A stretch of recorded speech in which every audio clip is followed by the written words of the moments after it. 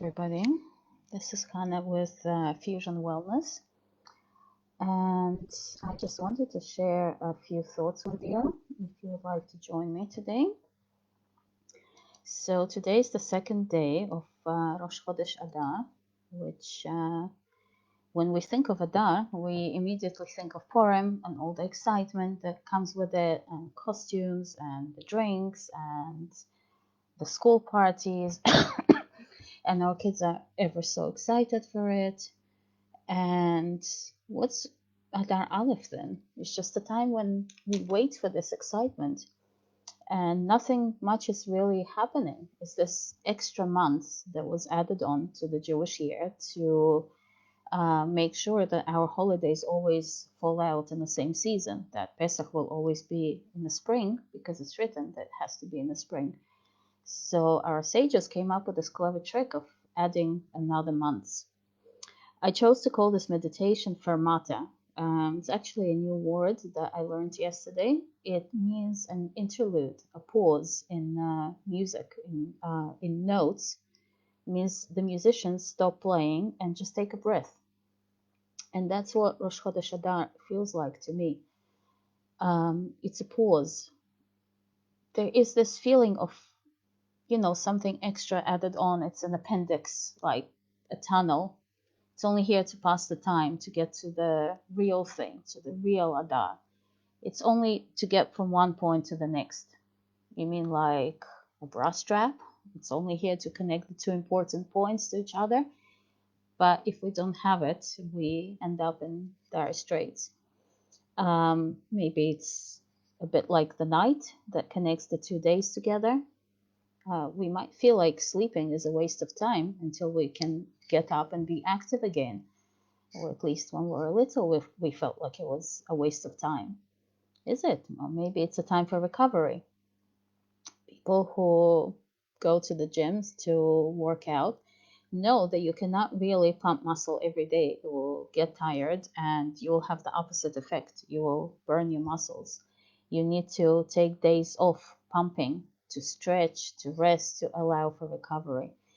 And no matter what we do, any activity we turn to, there is always an interlude, a pause. We cannot continue adding strength, adding power. We cannot continue trying to shift things with our effort continuously. We always need to take a break.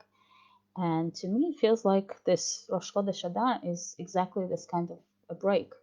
Adar Aleph, it's a break. And we all could really do with a break in this really difficult year, couple of years that we've had. It's time for hibernation, and we look outside, we see that we've been blessed with a lot of rain, and it helps us go inwards, go into our own selves to spend time with some introspection. We can compare people to a building with a basement. And most people in the Western society prefer the top floors, where we think, mainly we make logical decisions. We do not necessarily like to feel. And yet, when we need to rely on our feelings, we call it the gut feeling. I just knew it, right? When we need to make real, true decisions, there will always be this gut feeling telling us what to do. So perhaps during this Fermata, we can go into our basement and find our fears, our hopes and dreams. So when the spring energy flows in, think of the river breaking the ice over it that was there for the whole winter. When that energy comes in, we will fly with it. The symbol of Adar is fish, which is what the picture that I chose for this meditation.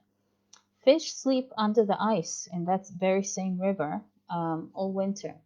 They're also waiting, they're hibernating, they're focusing on themselves. And there's also something to say about masculine and feminine modes of activity and energies. Yin-yang, yin or males, they go out into the world, they go get, and they work hard and they invest their effort, and in the end they get a result. And for women, it could be different. We could adopt the masculine mode and do the same thing and be extremely successful with it as well. Or we could just wait and trust and receive. And Adar Aleph is exactly the time for that. It's a yang energy. It's a feminine, waiting, receiving, introspection energy. There was another phrase that really resonated with me yesterday. Somebody wrote, bad relationship with ourselves makes us homeless. And it just astounded me how true that is, because we spend our entire lives with ourselves. Before we spend it with anyone else, with any kind of partner or kids or friends, I am that person with whom I'm stuck for the rest of my life. So I better like that person, or it would be a very difficult life.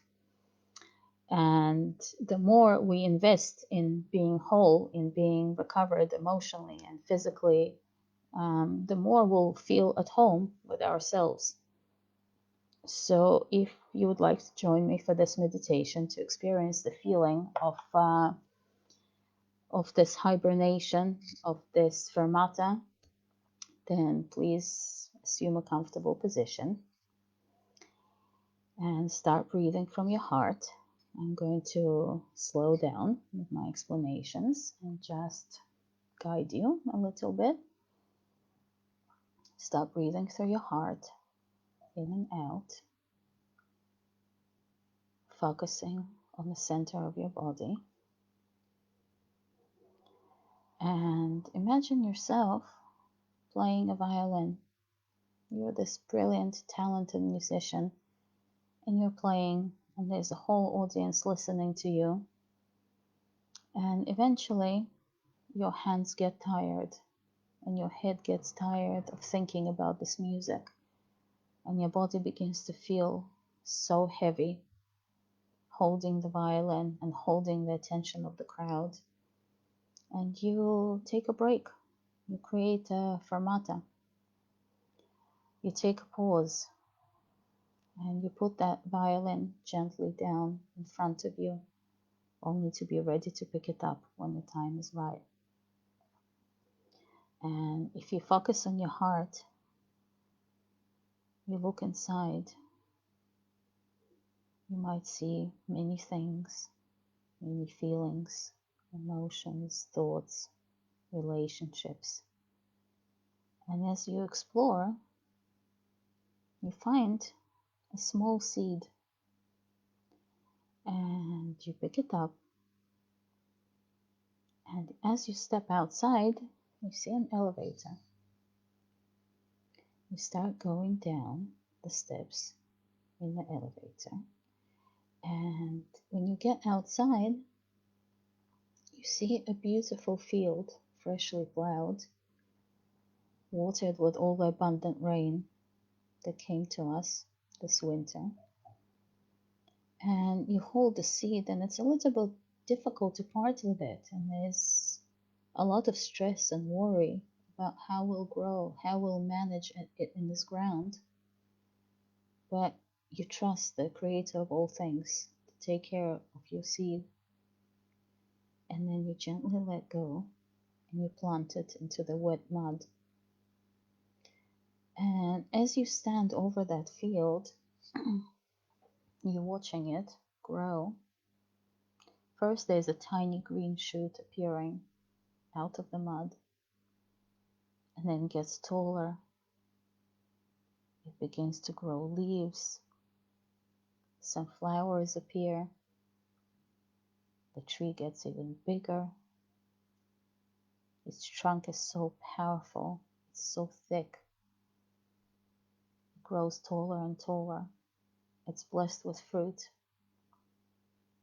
And when you look at it and you admire this tree with your whole heart, you admire its health, you admire its power, you admire its fruit, and you can know that really it's you.